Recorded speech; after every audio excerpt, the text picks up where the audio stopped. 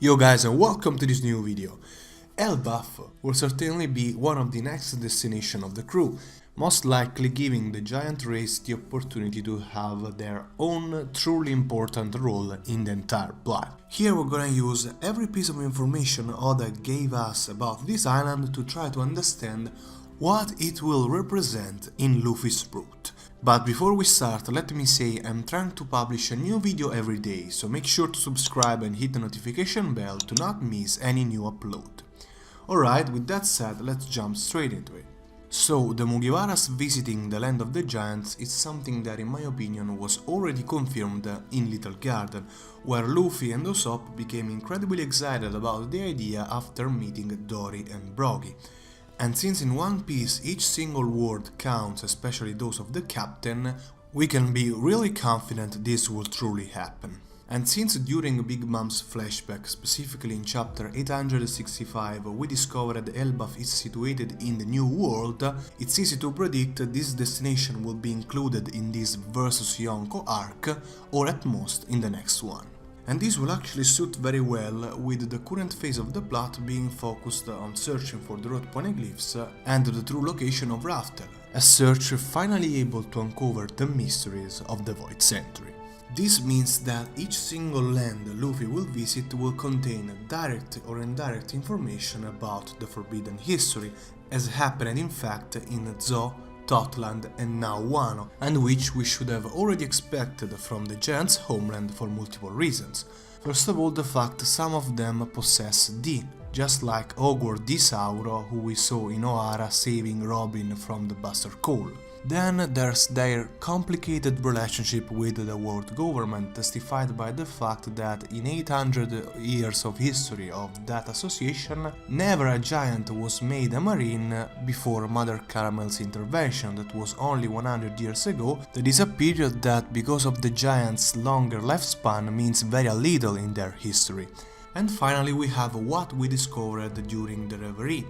And I'm not only referring to the giant straw hat, which was evidently made for a giant head, but also to the dimensions of the empty throne, which, especially in the scene where Im is approaching it, seems just way too big for a human being.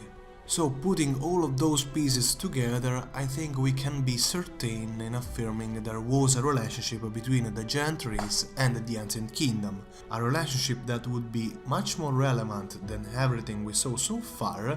In the very likely case, Elbaf is that mysterious last island pointed by all the three needles of the log pose.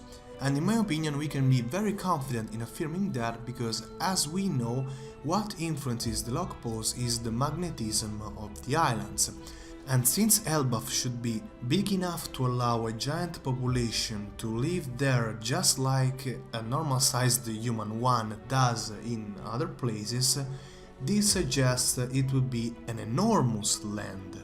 And so these titanic proportions that are also testified by that profile of a giant structure we can see in the chapter I mentioned before, the 865, means this island is probably big enough to have a devastating magnetism capable of dominating that of the surrounding areas, and thus monopolizing the three directions pointed by the log pose. But if this is true, then Elbaf is that island Inuarashi mentioned in Zou, the one where everyone who completes the Grand Line route can discover about the existence of the poneglyphs and about the ancient civilization that brought them.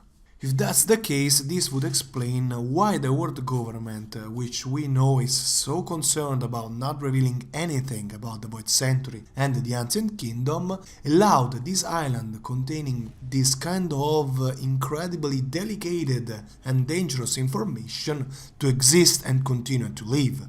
Why they didn't dare attacking it and maybe trying to destroying it just like they did with Ohara. Indeed, in Totland we had the confirmation that Elbaf's army is considered the strongest of the world, which is very understandable if we think they are all giants, and it's an army so powerful that Big Mom thought she would have easily defeated all the other three Yonkos just allying with it. So it's no surprise that the world government avoided a conflict that it's difficult to think they would have won. But on the other hand, this brings up the opposite question. Why Elbaf, so powerful and so strongly connected to the Ancient Kingdom, doesn't make a move? Why that famous unstoppable army remains frozen in its homeland? Well, in my opinion, it's clear this is associated with the deletion of the Void Century from the Giant history. However, it's also true that this deletion in Elbaf may not be so strong, in the sense that if there is a place where it's possible to find information about how the world government completely erased a century from the history of the world, that place is Elbaf, and this is because the giants can live more than 300 years, which means that from the end of the Void Century passed only 3 generations for them. This means some grandchilds of those who lived that era could still be alive in Elbaf, and they could have solid information about why their grandparents either forgot or couldn't tell about that specific period of 100 years.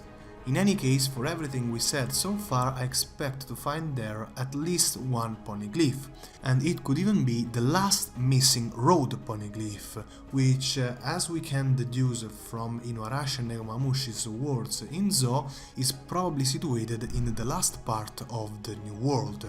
And this is because while we know for sure that Oden and Roger reached Raftel, so they found all 4 road poneglyphs, Negomamushi and Inuarashi only knew the location of 3 of them, those possessed by Kaido and Big Mom, and of course the one in Zo. This means that during the Roger Pirates' search for the Redstones, the 2 Minks stopped somewhere along the way for some reason, but since we also know for sure that they visited the Paradise side of the Grand Line because they knew Skypiea and Fishman Island, it's clear the part of the search they did not participate to is the one situated in the last part of the New World. In any case, even if Elbaf won't contain the last key for Raftel, I think that at least it will reveal some new hints about where to find it, maybe associated with Roger himself.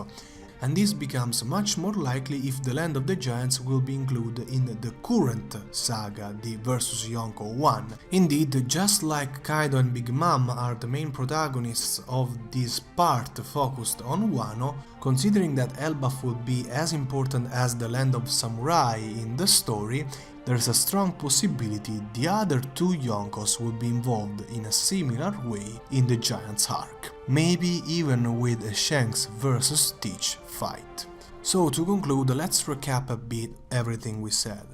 First of all, we can be sure Elbaf is associated with the Void Century and the Ancient Kingdom, which supports the idea it is the last island pointed by the log pose suggested by its supposedly enormous dimensions. For these reasons, we can expect to find there at least one poneglyph, maybe even the last red one, and maybe even more direct information about the Void Century and how it was erased from the grandchilds of those who lived that era. What's more, since it is the island where Roger discovered about the poneglyphs and the Ancient Kingdom, we could also find some information about its crew or its route, just like we did in Skypiea, and this could open a connection with the Shanks that could make Agagami the co-protagonist alongside with Teach of the eventual part of the vs Yonko saga focused on Elbaf. However, to discover what Oda truly wants for that arc, we can only wait for the events of Wano and also the Reverie to end. And until then, that's all for this video. Thank you very much for watching, don't forget to leave a like and make sure to subscribe. See you next time. Jane!